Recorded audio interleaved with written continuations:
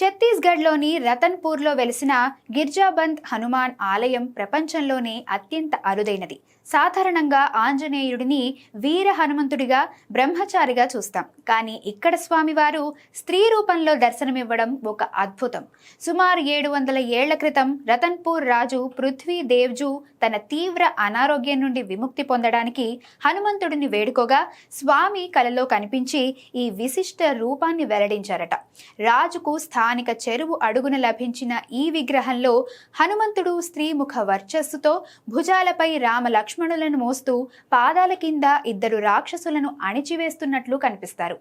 ఈ క్షేత్రం కేవలం ఒక వింత మాత్రమే కాదు, ఎంతో మంది భక్తులకు సంతాన ప్రాప్తిని ప్రసాదించే శక్తిపీఠంగా విరాజిల్లుతోంది.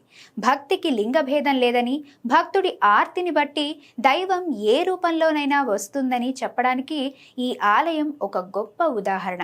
హనుమద్ భక్తులు తమ జీవితంలో ఒక్కసారైనా దర్శించుకోవాల్సిన విశిష్ట క్షేత్రం ఇది.